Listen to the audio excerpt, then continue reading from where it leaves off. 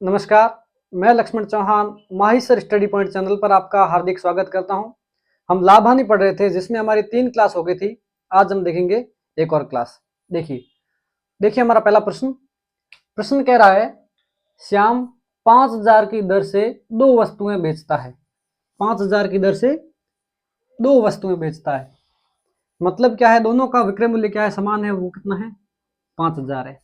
समझ में आ गया। यहां से देखो नेक्स्ट क्या कह रहा है, पूरे लेन देन में कोई लाभ हानि नहीं होती, मतलब दो वस्तुएं बेचता है और पूरे सौदे में कोई लाभ या हानि नहीं होती। एक वस्तु पर क्या है, 16 सही 2/3% की हानि होती है, तो दूसरे पर लाभ ज्ञात करो। अब देखो दो वस्तुएं कोई बेच रहे हैं और एक में अगर हानि हो रही है और ऑल ओवर क्या हो रहा है, कोई लाभ या हानि नहीं हो रही, मतलब क्या है, दूसरी वस्तु पर क्या होगा, प्रॉफिट होगा। ये तो फिक्स है। देखिए तो पहले पर हानि कितनी हो रही है, 16 सही 2/3%। तो देखो ये है पहली वस्तु, ये है दूसरी वस्तु। पहली वस्तु पर हानि कितनी है, 16 सही 2/3%। इसका मतलब क्या होता है, इस भिन्न का मतलब होता है 1/6। ये 1/6 को प्रतिशत में कन्वर्ट करेंगे तो ये आता है। अब इसका मतलब क्या है, 1/6 का मतलब क्या होता है, इतनी हानि का मतलब है अगर क्रय मूल्य 6 रुपया है, क्रय मूल्य अगर 6 रुपया है तो उस पर 1 रुपया क्या होगा, हानि होगी। तो देखो सीपी प्रॉफिट या लॉस, ये एसपी। पहली वस्तु का क्रय मूल्य कितना है, 6 रुपया है, कितना है, 6 रुपया है, उस पर 1 हानि हो गई है तो विक्रय मूल्य कितना हो गया, 5 हो गया। ये बात समझ में आ गई। अब देखो प्रश्न सीधा सीधा कह रहा है कि श्याम जो है वो 5,000 की दर से 2 वस्तुएं बेचता है, मतलब दोनों का विक्रय मूल्य समान है, दोनों का एसपी क्या है, समान है। तो अगर इसका एसपी 5 होगा तो इसका भी 5 होगा, दूसरी वस्तु का भी विक्रय मूल्य 5 यूनिट होगा कि नहीं होगा। ये बात आपको समझ में आई, ठीक है। अब प्रश्न एक और कंडीशन दे रहा है कि पूरे लेन देन में लाभ या हानि नहीं होती, कोई लाभ या हानि नहीं होती, मतलब जितना पहले पर हानि होती है उतना उतना दूसरे पर लाभ हो जाता है, तो ऑल ओवर जो है वो कोई लाभ हानि नहीं होती। अब देखो पहली कंडीशन में हानि कितनी हो रही है, 1 की हो रही है। हानि कितनी की हो रही है, 1 की। तो ऐसा कब संभव होगा कि जब ऑल ओवर लेन देन में लाभ या हानि नहीं हो। तो यहाँ पे 1 की हानि हो रही है, पहली वस्तु में 1 की हानि हो रही है और दूसरी वस्तु में अगर 1 का लाभ हो जाए तो सिचुएशन बराबर हो जाएगी। पहली वस्तु में 1 की हानि हुई, दूसरी में 1 का लाभ हुआ, ऑल ओवर कोई लाभ हानि नहीं हुई, तो ये कंडीशन बनेगी। इसमें लाभ कितना होगा, 1 होगा। अब देखो विक्रय मूल्य 5 रुपया है और उसमें से लाभ कितना है, 1 है, तो क्रय मूल्य कितना होगा, क्रय मूल्य कितना होगा, एसपी माइनस लाभ बराबर कितना होगा, क्रय मूल्य। तो 5 में से 1 गया, 4 हो गया इसका क्या, क्रय मूल्य कितना हो गया, दूसरी वस्तु का क्रय मूल्य क्या है, 4 है। अब देखो प्रश्न क्या पूछा है, दूसरी पर लाभ, लाभ यहाँ पे प्रतिशत होगा, दूसरी पर लाभ प्रतिशत ज्ञात करना है हमें, क्या ज्ञात करना है, लाभ प्रतिशत।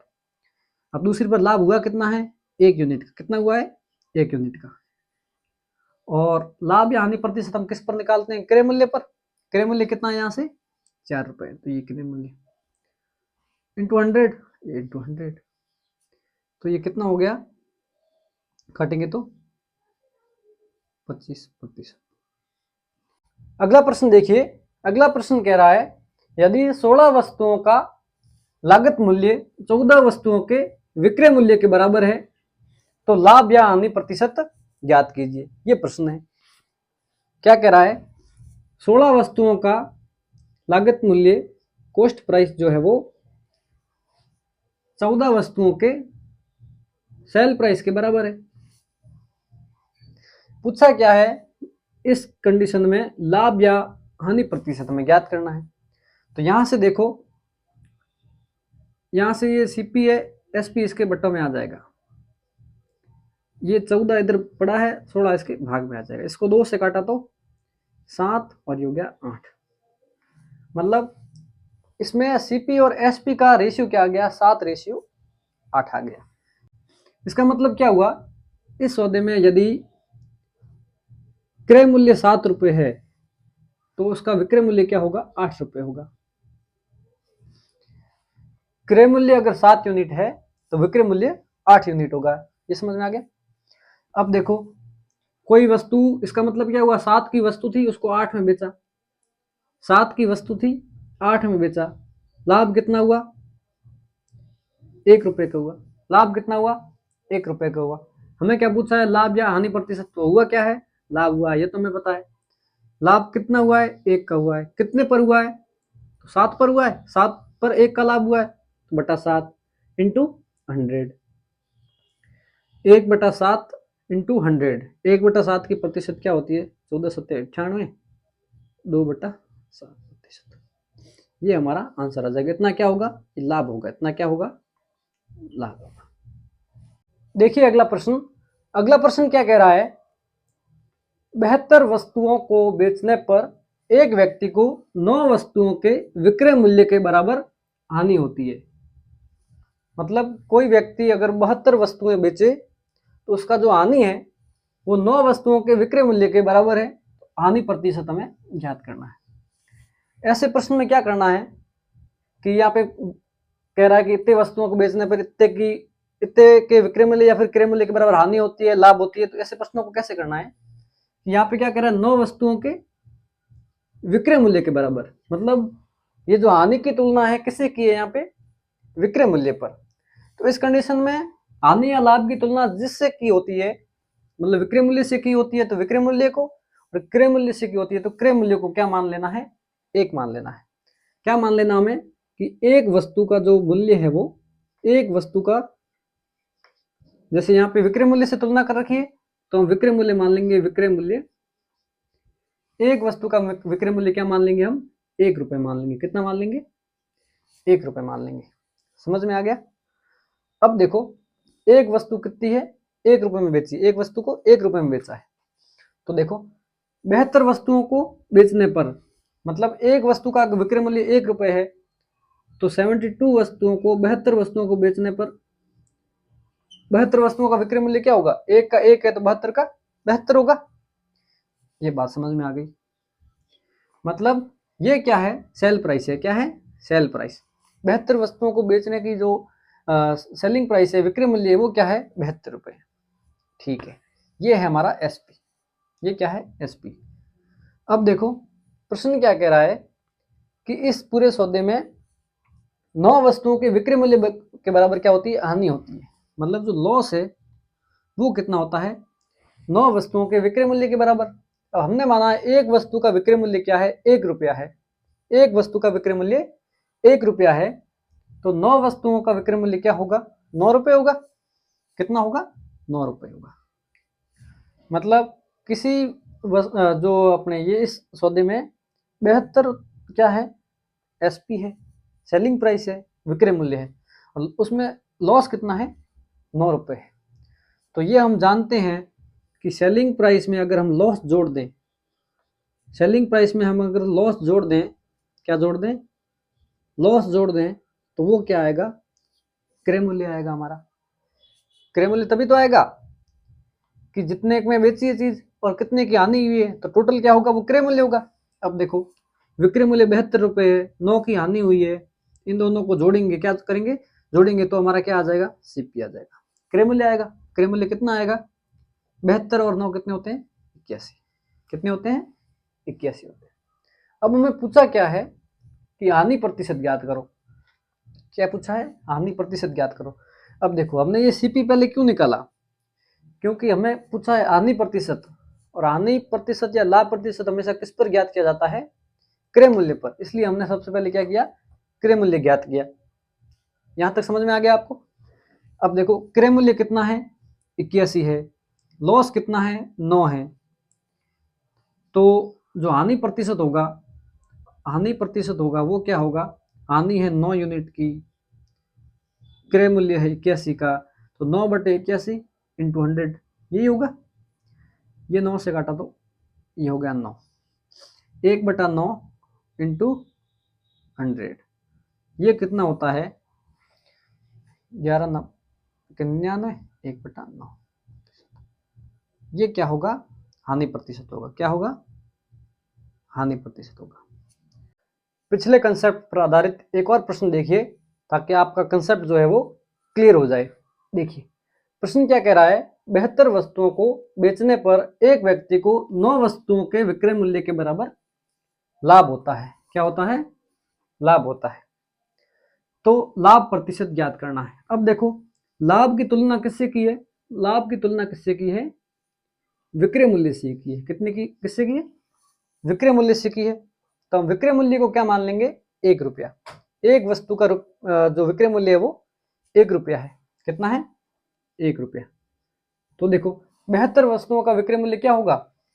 72 रुपये होगा। कितना होगा? 72 रुपये। ये क्या है? विक्रय मूल्य होगा। क्या होगा? विक्रय मूल्य होगा। अब क्या कह रहा है इस कंडीशन में कि व्यक्ति को विक्रय मूल्य 9 वस्तुओं के विक्रय मूल्य के बराबर क्या होता है? लाभ होता है। एक वस्तु का विक्रय मूल्य 1 रुपया, 9 वस्तुओं का विक्रय मूल्य 9 रुपया। तो यहाँ पे लाभ कितना है? 9 रुपया है। कितना है? प्रॉफिट कितना है? 9 रुपया है। तो हमें पता है कि विक्रय मूल्य में से अगर लाभ घटा दें तो क्रय मूल्य आता है। विक्रय मूल्य में से अगर लाभ घटा दें तो क्रय मूल्य आता है। तो 72 में से 9 गए, पीछे कितने बचे? 63। पूछा क्या है? लाभ प्रतिशत ज्ञात करो। लाभ प्रतिशत ज्ञात करो। अब देखो लाभ हुआ कितना है? 9 यूनिट का। कितना हुआ है? 9 यूनिट का। किस पर हुआ है 9 यूनिट का लाभ? 63 पर हुआ है। 63 पर 9 यूनिट का लाभ हुआ है इंटू 100। 9 एकम 9, 9 सत्ते 63। 1/7 इंटू 100। 1/7 का प्रतिशत क्या होता है? 14 सही 2/7%। ये क्या है? लाभ है। क्या है? लाभ है। एक और प्रश्न देखिए। पिछले प्रश्न में क्या था कि लाभ या हानि की जो तुलना थी वो उस वस्तु के विक्रय मूल्य से की जा रही थी। अब जो है लाभ या हानि की तुलना जो है वो वस्तु के क्रय मूल्य से की जा रही है। देखो कि 72 वस्तुओं को बेचने पर एक व्यक्ति को 9 वस्तुओं के क्रय मूल्य के बराबर लाभ होता है। मतलब जो लाभ की तुलना है वो क्रय मूल्य से की जा रही है। तो इस बार हमें क्या करना है? वस्तु के क्रय मूल्य को 1 रुपया मान लेना है। वस्तु के क्रय मूल्य को 1 रुपया मान लेना है। तो मान लिया एक वस्तु का क्रय मूल्य क्या है? 1 रुपया है। तो 72 वस्तुओं का क्रय मूल्य क्या होगा? 72 वस्तुओं का क्रय मूल्य क्या होगा? 72 होगा। क्या होगा? 72 होगा। ठीक है। अब इसमें क्या कह रहा है? 9 वस्तुओं के क्रय मूल्य के बराबर लाभ हो रहा है। मतलब जो प्रॉफिट है वो कितना हो रहा है? 9 वस्तुओं के क्रय मूल्य के बराबर। एक वस्तु का क्रय मूल्य 1 रुपया, 9 वस्तुओं का क्रय मूल्य 9 रुपया। तो प्रॉफिट कितना हो गया? 9 रुपया हो गया। क्या हो गया? 9 रुपया। हमें ज्ञात करना है लाभ प्रतिशत। हमें क्या ज्ञात करना है? लाभ प्रतिशत ज्ञात करना है। तो 72 रुपए पर लाभ कितना हुआ है? 9 रुपए का। 9 रुपए का लाभ हुआ है कितने पर? 72 रुपए पर इंटू 100। 9 अट्ठे 72। 8 से का 1/8 का प्रतिशत क्या क्या होता है? 12.5%। मतलब इस कंडीशन में लाभ क्या होगा? ये क्या है? लाभ है। लाभ कितना होगा? 12.5% होगा। इसमें हमें क्या है? विक्रय मूल्य ज्ञात करने की आवश्यकता नहीं है क्योंकि हमें क्या है? लाभ प्रतिशत ज्ञात करना है। और लाभ प्रतिशत हम किस पर ज्ञात करते हैं? क्रय मूल्य पर। इसलिए हमें विक्रय मूल्य ज्ञात करने की यहाँ पे आवश्यकता नहीं है क्योंकि सीपी हमारा पहले ही आ चुका है। प्रॉफिट हमने निकाल लिया है प्रश्न के इंस्ट्रक्शन से और हमारा ये आंसर आ गया। एक और टाइप का प्रश्न देखिए। प्रश्न कह रहा है एक पेंसिल का क्रय मूल्य एक पेन के क्रय मूल्य से 33 सही 1/3% कम है।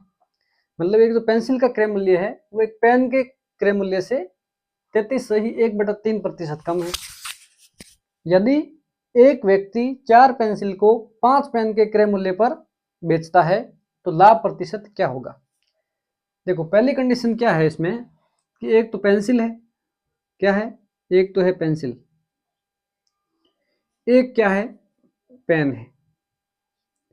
अब प्रश्न कह रहा है कि पेन का जो क्रय मूल्य है, ये हम सीपी का अनुपात लेंगे यहाँ पे, कि पेंसिल का जो क्रय मूल्य है वो पेन के क्रय मूल्य से 33 सही 1/3% है। अब 33 सही 1/3% का मतलब क्या होता है? 1/3 बिन में लिखेंगे तो 1/3, मतलब अगर पेन का अगर क्रय मूल्य 3 रुपए है तो पेंसिल का क्या होगा? 2 रुपए होगा। हर 3 पे 1 कम, 3 पे 1 कम तो कितना? 2। मतलब पेंसिल की कीमत अगर 3 रुपए है, सॉरी, पेन की कीमत अगर 3 रुपए है तो पेंसिल की कीमत इससे 1 कम 2 होगी। तो ये क्या है? हमारा क्रय मूल्य है, क्रय मूल्य का अनुपात है। ठीक है, अब देखो, ये तो यहां तक कहानी खत्म होगी। अब नेक्स्ट क्या कह रहा है? एक व्यक्ति 4 पेंसिल को 5 पेन के क्रय मूल्य पर बेच रहा है। बेच क्या रहा है? 4 पेंसिल। और हमें ज्ञात क्या करना है? लाभ। मतलब 4 पेंसिल के लाभ, 4 पेंसिल बेच रहा है, उस पर लाभ कितना होगा ये हमें ज्ञात करना है। अब देखो, लाभ ज्ञात करने के लिए हमें क्या क्या चीजों की जरूरत होती है? एक तो लाभ हुआ कितना, अपॉन क्रय मूल्य इंटू 100। हमें देखो, हमारे पास में अब क्या करना है? एक तो हमें लाभ निकालना है, इसमें से एक क्या निकालना है? क्रय मूल्य निकालना है। तब जाकर हम क्या करेंगे? लाभ प्रतिशत निकाल पाएंगे, लाभ प्रतिशत निकाल पाएंगे। अब देखो, 4 पेंसिलें, पेंसिलें कितनी है? यहाँ पे 4 पेंसिलों की बात हो रही है, 4 पेंसिलों की बात हो रही है। अब देखो, एक पेंसिल का क्रय मूल्य हम 2 रुपए मानते हैं।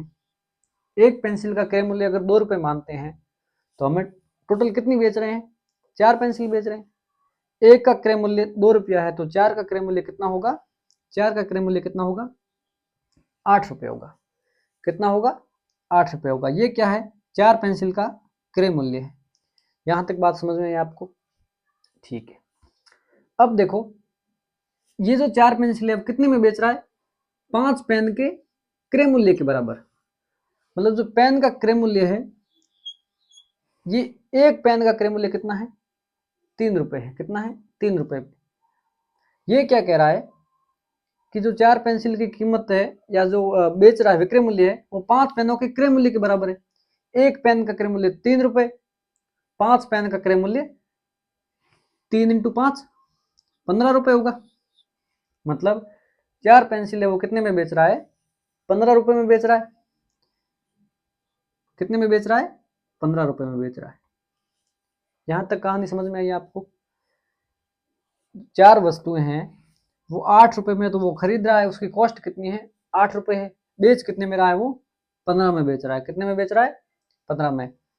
कोई कोई व्यक्ति जो है 8 की वस्तु 15 में बेचे तो लाभ कितने का होगा? 7 का होगा। 7 का लाभ होगा। ठीक है, ये 7। हमें क्या करना है? लाभ प्रतिशत। अब देखो, हमारा लाभ आ गया कितना? 7। क्रय मूल्य कितना है? 8। कितना है? 8 इंटू 100। मैंने प्रतिशत ज्ञात करना है, इंटू 100 कर दिया। अब देखो, 1/8 कितना होता है? 12.5% होता है। कितना होता है? 1/8 कितना होता है? 12.5% होता है। तो 7/8 मतलब इसका 7 गुना, इसका 7 गुना करेंगे तो क्या आएगा? 87 सही 1/2%। आंसर हमारा इतना प्रतिशत क्या होगा? लाभ होगा। ये हमारा आंसर है। एक और टाइप देखिए, प्रश्न कह रहा है एक व्यक्ति कुछ संतरे 1 रुपए में 25 की दर से खरीदता है। 1 रुपए में 25 की दर से खरीदता है। वह 1 रुपए में कितने संतरे बेचे कि उसे 25% का क्या हो? लाभ हो। 25% का लाभ हो। मतलब 1 रुपए में वो कितने संतरे खरीदता है? 25 खरीदता है। 1 रुपए में 25 संतरे खरीदता है तो एक वस्तु का जो क्रय मूल्य होगा, सीपी होगा, क्या होगा? 1/25 होगा कि नहीं होगा? 1 रुपए में 25 संतरे तो एक संतरा कितने का? 1/25। ये क्या होगा? एक संतरे का क्या होगा? क्रय मूल्य होगा। अब देखो, प्रश्न क्या कह रहा है कि 1 रुपए में कितने संतरे बेचे कि 25% लाभ हो। अब क्रय मूल्य दे रखा है कितना? 1/25 आ गया। अब इस पर 25% लाभ होगा तो विक्रय मूल्य क्या होगा? विक्रय मूल्य क्या होता है? सीपी इंटू 100 प्लस और माइनस, यहाँ पे लाभ या हानि, अगर लाभ है तो प्लस लाभ प्रतिशत बटा 100, यही होता है। यही होता है कि नहीं होता है? देखो यहाँ पे हमें क्या ज्ञात करना है, विक्रय मूल्य ज्ञात करना है। तो विक्रय मूल्य क्या होगा, सीपी कितना है 1/25, कितना है 1/25। लाभ कितना है 25%, 100 प्लस 25 कितना हो गया 125, ये 125 बटा 100, ये बटा 100, 25 पंजे, 5 एकम 20 पंजे, मतलब विक्रय मूल्य क्या आ गया 1/20 रुपये आ गया। मतलब एक संतरे को कितने में बेचना पड़ेगा, एक संतरे को, एक जो संतरा है उसे कितना में बेचना पड़ेगा 1/20 रुपये में बेचना पड़ेगा। तो 1 रुपये में कितने संतरे आएंगे, एक संतरा जो है वो 1/20 रुपये का है, 20 रुपये का है। तो मैं पूछ रहा हूँ कि 1 रुपये में कितने संतरे आएंगे, तो 20 को इधर गणा करेंगे, 1 रुपये में जो है वो 20 संतरे आएंगे। कितने आएंगे 20 संतरे, कितने आएंगे 20 संतरे। तो यही तो मैं पूछ रहा था कि एक व्यक्ति कुछ संतरे 1 रुपये में 25 की दर से तो खरीदता है, तो एक संतरा 1 रुपये में कितने संतरे बेचे कि उससे लाभ कितना हो 25% हो, लाभ कितना हो 25% हो। तो 1 रुपये में 20 संतरे बेचेगा तब जाकर उसे लाभ कितना होगा 25% होगा। अब देखो इस प्रश्न में क्या है, अमाउंट फिक्स है, अमाउंट क्या है फिक्स है। 1 रुपये में खरीदने की बात हो रही है, 1 रुपये में बेचने की बात हो रही है, ऑल ओवर क्या है लाभ या हानि प्रतिशत पूछ रहा है। तो इसमें क्या होता है, ऐसी कंडीशन में इसका शॉर्टकट भी है। देखो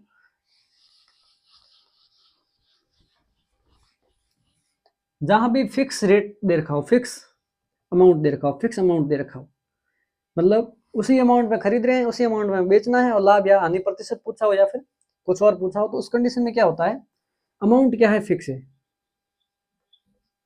अमाउंट क्या है फिक्स है। तब हमें क्या करना है, सबसे पहले प्राइस का रेशियो लेना है। क्या करना है, प्राइस का रेशियो लेना है। प्राइस का रेशियो कैसे आएगा, देखो इस सौदे में क्या कह रहा है वो 25% लाभ हो रहा है। कितना लाभ हो रहा है 25%। 25% का मतलब होता है 1/4, 1/4। मतलब क्रय मूल्य अगर 4 है, क्रय मूल्य अगर 4 है तो उस पर लाभ कितना होगा 1 का होगा। तो विक्रय मूल्य कितना हो जाएगा 4 + 1 5 हो जाएगा। क्या हो जाएगा, तो ये हमारा क्या आ गया प्राइस का रेशियो आ गया कि पहले 4 की वस्तु खरीद रहे हैं 5 की बेच रहे हैं, तब जाकर हमें क्या होगा 25% लाभ होगा। अब हमें तो चाहिए क्या, क्वांटिटी चाहिए, जो सामान हम खरीद रहे हैं उसकी क्वांटिटी चाहिए। एक क्वांटिटी हमें दे रखी है 25, दूसरी क्वांटिटी हमें ज्ञात करनी है। तो हमेशा याद रखना कि जो प्राइस का रेशियो होगा उसका जस्ट उल्टा रेशियो क्या होगा क्वांटिटी का होगा। क्या होगा क्वांटिटी का होगा, आर्टिकल की क्वांटिटी का होगा, आर्टिकल की क्वांटिटी का होगा। मतलब प्राइस का रेशियो 4:5 है तो क्वांटिटी का रेशियो 5:4 होगा। ये आपकी बात समझ में आई। मतलब पहले अगर 5 खरीद रहे थे तो हमें कितने बेचने होंगे 4 बेचने होंगे, तब जाकर क्या होगा 25% लाभ होगा। अब हम पहले 5 नहीं खरीद रहे थे, हम कितने खरीद रहे थे 25 खरीद रहे थे। मतलब हमारा ये जो 5 है वो 25 को शो कर रहा है। तो 1 यूनिट का मान कितना होगा 5 होगा, 5 का भाग देंगे तो 5 होगा। हमें किसका मान चाहिए 4 का चाहिए, क्योंकि वर्तमान में तो हमें ये बेचना है। तो हमें किसका मान चाहिए 4 का चाहिए। 4 यूनिट इंटू 1 यूनिट का मान 5 है, 500 के 20। मतलब हमें 1 रुपये में 20 संतरे बेचने होंगे, तब जाकर हमें क्या होगा 25% लाभ होगा। पिछले कंसेप्ट पर आधारित एक और प्रश्न देखिए। प्रश्न क्या है, एक व्यक्ति कुछ संतरे 1 रुपये में 11 की दर से खरीदता है। 1 रुपये में कितने संतरे बेचे कि उसे 10% का लाभ हो। तो हमें क्या करना, सबसे पहले प्राइस का रेशियो लेना है। क्या लेना है प्राइस का रेशियो, प्राइस का रेशियो 10% लाभ का मतलब होता है 1/10। 1/10 का मतलब ये होता है अगर खरीदी गई वस्तु का मूल्य 10 रुपये है, मतलब क्रय मूल्य 10 रुपये है, तो उस पर लाभ कितना 1 रुपये। 10 रुपये खरीद रहे हैं, लाभ 1 हो रहा है, तो विक्रय मूल्य क्या होगा 11 होगा। अब मैंने कहा था आर्टिकल का प्राइस, जो आर्टिकल का रेशियो होगा वो प्राइस के रेशियो के जस्ट उल्टा होगा। मतलब ये इधर आएगा, ये इधर आएगा, तो यहाँ पे 11 आएगा, यहाँ पे 10 आएगा। ये बात समझ में आई? मतलब प्राइस का रेशियो क्या था, 10:11, 10 में खरीद रहे हैं, 11 में बेच रहे हैं। तो आर्टिकल का रेशियो क्या होगा, अगर 11 वस्तुएं हम खरीद रहे हैं तो 10 वस्तुएं हमें उसी मूल्य में बेचनी होगी, ताकि हमें ऑल ओवर क्या हो, 10% लाभ होगा। ठीक है।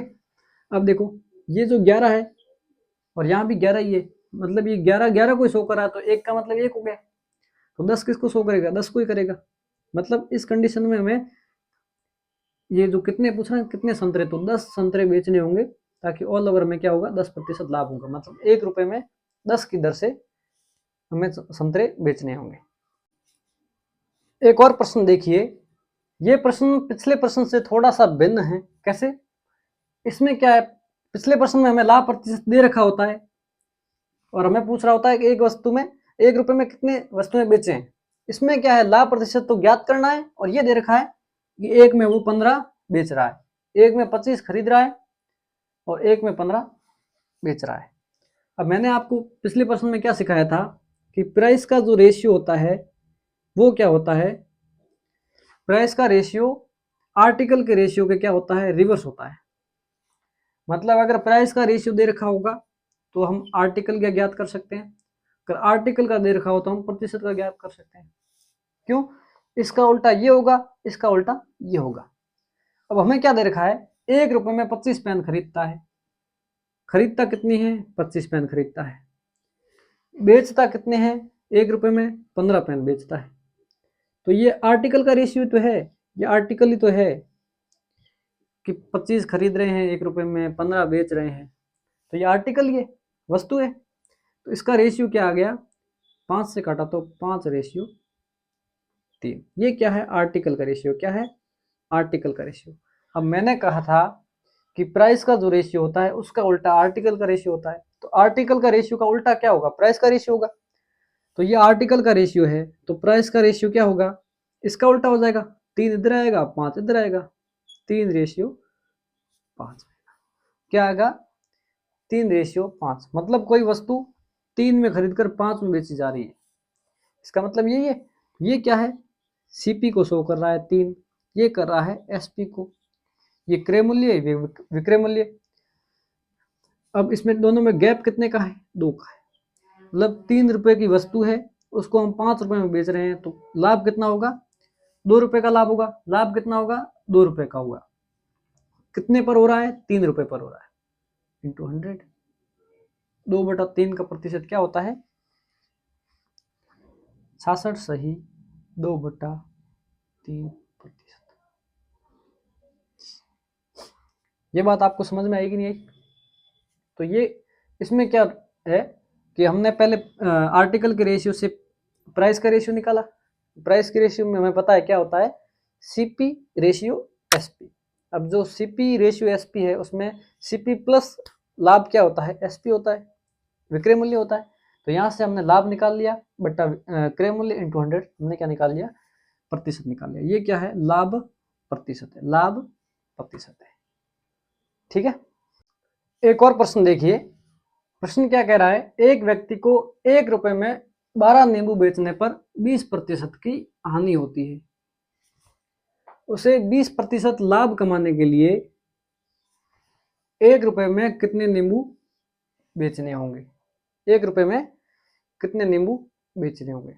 सबसे पहले देखो, पहली कंडीशन क्या है, देखो यहाँ पे भी अमाउंट फिक्स है, 1 रुपए 1 रुपए, मतलब हमारा प्राइस और आर्टिकल का रेशियो वाला कंसेप्ट यहाँ भी लग जाएगा, क्योंकि 1 रुपए में खरीदने की बात हो रही है, सॉरी 1 रुपए में पहले भी बेचने की बात हो रही है, 1 रुपए में बाद में भी बेचने की बात हो रही है।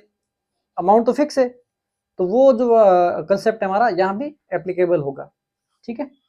अब देखो नींबू कितने हैं, 12 नींबू। अब देखो इसका पहले का एसपी और ये बाद का एसपी, दो की बात हो रही है यहाँ पे कि पहले 20% की हानि, फिर 20% लाभ कमाना हो, तो 2 एसपी है। मतलब प्राइस का जो रेशियो है पहले और बाद का कितना होगा, पहले क्या है 20% हानि है, मतलब मान लिया मैंने कोई 100 रुपए की वस्तु थी, 20 रुपए की हानि हो गई, तो उसका विक्रय मूल्य क्या होगा, 80 रुपये होगा। तो पहले का विक्रय मूल्य क्या, 80 रुपया, जब हानि क्या हो 20% हो। दूसरी कंडीशन क्या कह रही है कि 20% लाभ हो रहा है। मैंने अगेन क्या मान लिया, क्रय मूल्य क्या है 100 रुपए है, तो उस पर 20% लाभ 120, तो अगला विक्रय मूल्य क्या होगा 120 होगा। तो प्राइस का रेशियो क्या आ गया, 4 से काटा तो 2, 4 से काटा तो 3, प्राइस का रेशियो क्या आ गया 2:3 आ गया। ये किसका अनुपात है, प्राइस का, मूल्य का अनुपात है, पहले का और बाद का। तो आर्टिकल का अब प्राइस का रेशियो क्या है 2:3 है, 2:3 है। तो आर्टिकल का जस्ट इसका रिवर्स होगा,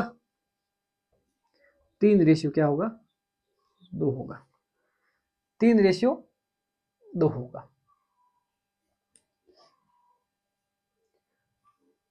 ये आपको समझ में आ गया, ये क्या है आर्टिकल का रेशियो है। तो पहले हम कितने नींबू बेच रहे हैं, 12 नींबू बेच रहे हैं। पहले हम कितने नींबू बेच रहे हैं 12 नींबू, मतलब ये जो 3 है वो 12 को शो कर रहा है, 3 यूनिट जो है वो 12 को शो कर रही है, तो 1 यूनिट 4 को शो करेगी, मतलब 1 यूनिट का मान कितना आ गया 4 नींबू। हमें कितने बेचने हैं 2 नींबू, 2 यूनिट बेचने हैं और 1 यूनिट का मान 4 है, तो 2 यूनिट का मान 8 होगा। मतलब हम 12 की जगह 8 नींबू बेचें तो हमें ऑल ओवर क्या होगा 20% लाभ होगा। ठीक है, तो दोस्तों आज की क्लास में हमने लाभ आने से संबंधित बहुत ही महत्वपूर्ण प्रश्न किए हैं। आप इन प्रश्नों की प्रैक्टिस करते रहिए घर पे। यदि आपको किसी भी प्रश्न में डाउट हो तो आप वो प्रश्न कमेंट बॉक्स में ज़रूर डालिएगा, मैं कोशिश करूँगा कि उसका सॉल्यूशन मैं आप तक पहुँचा सकूँ। यदि आपको हमारी क्लास अच्छी लगी हो तो अपने दोस्तों के बीच में शेयर ज़रूर करना और हमारे चैनल को सब्सक्राइब करना ना भूलें। धन्यवाद।